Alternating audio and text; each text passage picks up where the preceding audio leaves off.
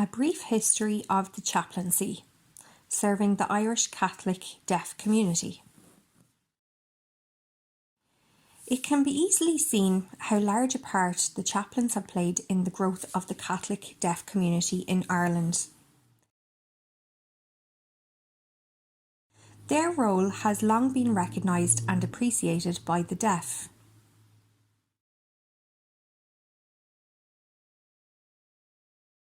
In this video, we cover the chaplains who served the Irish Catholic deaf community in the century between 1846 and 1943, and also the continuation of the ministry work carried out by the chaplaincy to the present day. Father Thomas McNamara served between 1845 to 1868. Father T. McNamara was the administrator at Phibsborough.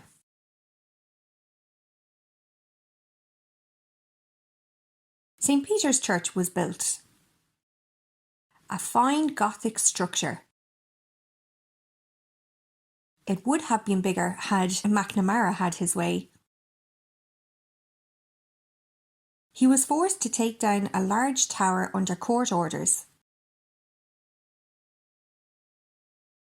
and the materials given to be used for a new Arthur Conan Doyle pub, Phibsborough.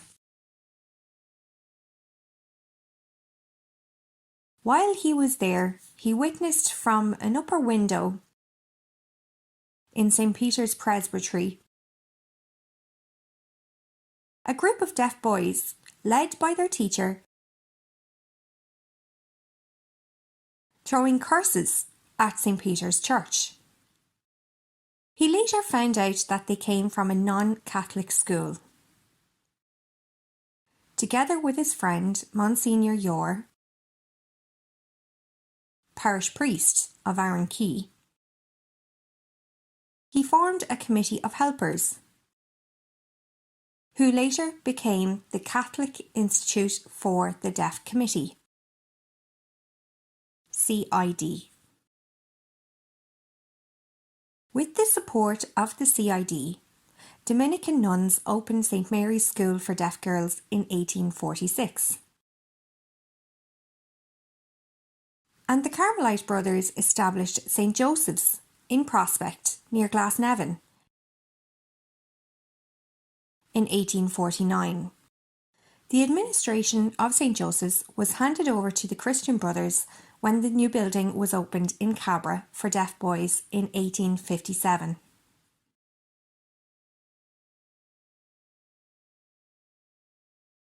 Father McNamara wrote a brilliant essay defending the right of the deaf to receive the sacraments, which put an end to the controversy. As well as working with deaf people, he was also a very influential individual in Catholic circles.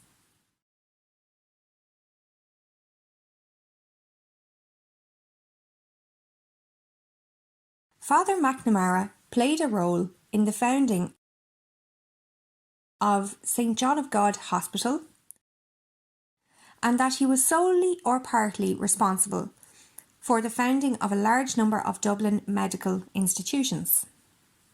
These include the Mater Misericordia Hospital and St. Vincent's Hospital in Fairview, as well as Castleknock College.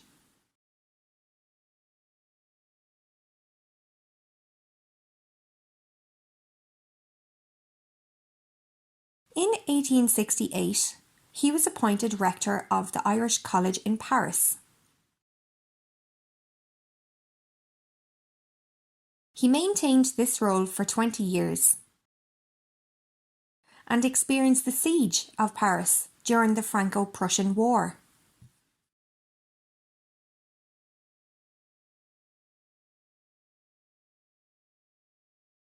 Father McNamara died on the 8th of March 1892.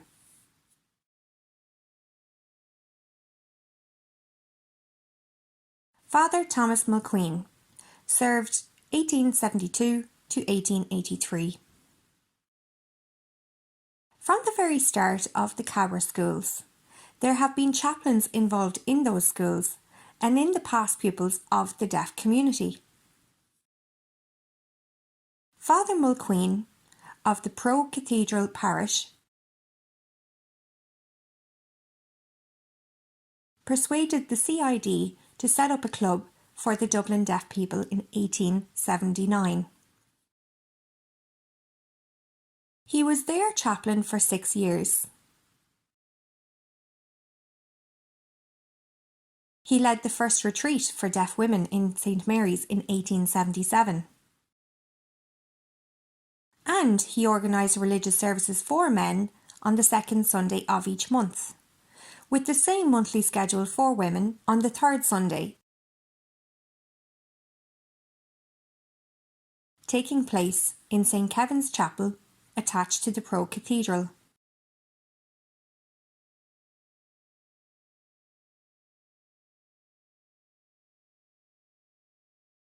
Father Joseph Cusson served 1883 to 1885 and 1902 to 1923. Father Joseph Cusson served 2 separate terms as chaplain to the deaf. The first of these was when their club was located in Marlborough Street. He organised spiritual services for men and women on alternate Sundays. And he was noted for providing facilities for indoor games or entertainment for club members during difficult times. He even provided furniture for the club. He brought 2 hard, solid wood tables from St Peter's Priest House, Phibsborough, to the club in North Great George's Street. They were used not only for the CID monthly meetings, but also by the club members for their leisure. These tables were returned to the priest house more than 50 years later, still in solid condition. It should be explained that the CID had their offices in the same building as the existing club premises in the various locations where the club had been, with but a few exceptions. Father Cusson had the club consecrated to the Sacred Heart of Jesus Christ in 1920. Father Michael Nolan was his eventual successor. He had acted as an assistant for a few years before Father Cusson's death in 1923.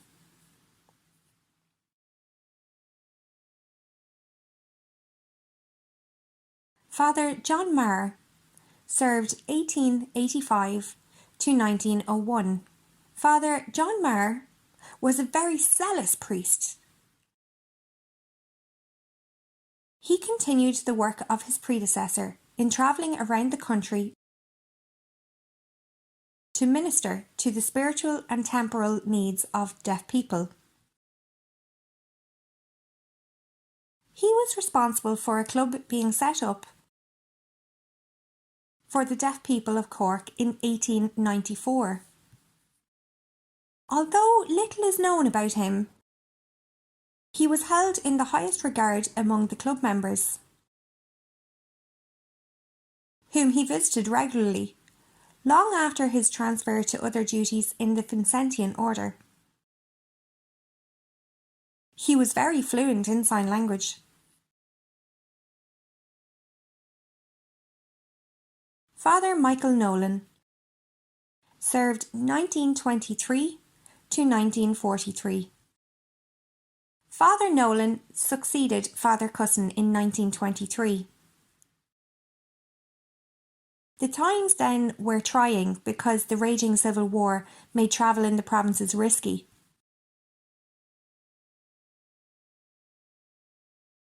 However, Father Nolan was fortunate to have had the assistance of the brothers and sisters of the Cabra schools, who had an excellent system of correspondence with their former pupils. He conducted, with the help of a brother from St. Joseph's, the monthly sodality meetings for men in the club.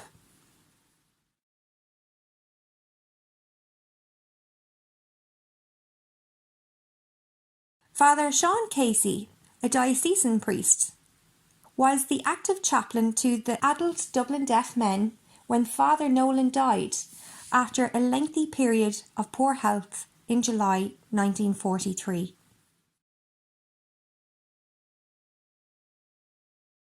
His death was in the same year that the North Great George's Street Club premises closed down. Those who knew Father Nolan described him as a very humble and holy priest. He was a fast Latin reader. In his obituary in the St. Joseph's Annual for 1943, he was described as tending to view matters in the eternal light. The National Chaplaincy for Deaf People. Between 1943 and 1988, the chaplaincy continued with its work, appointing several chaplains over the years.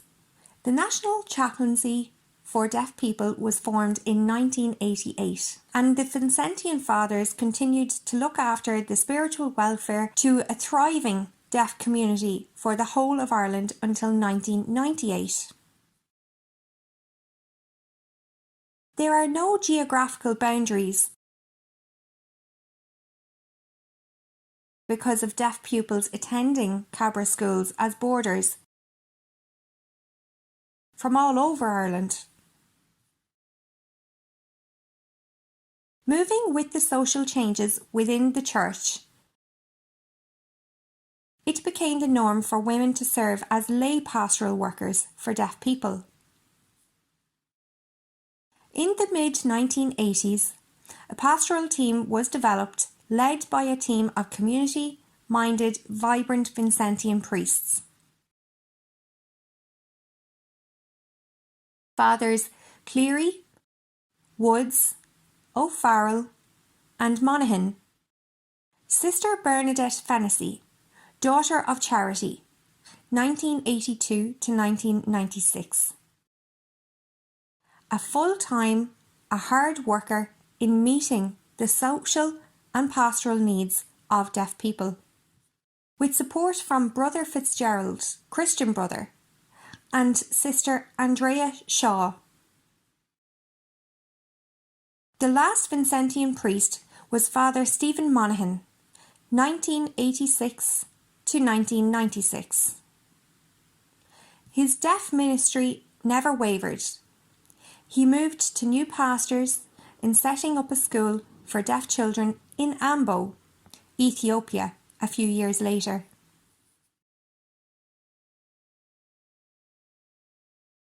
The Dublin Diocese continued to appoint curates over the years. Father Joe Jones served 1996 to 2007. Father Gerard Tyrrell served 2007 to 2016. And Father Paddy Boyle served 2017 to the present day in providing the spiritual ministry for deaf people to this day.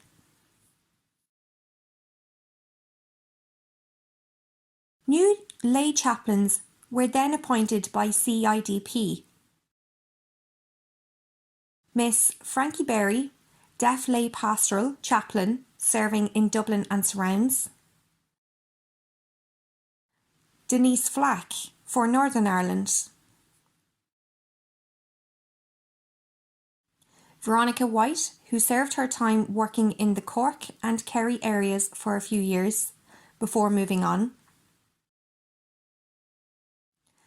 And John Patrick Doherty, a deaf person who replaced her as lay chaplain for Munster.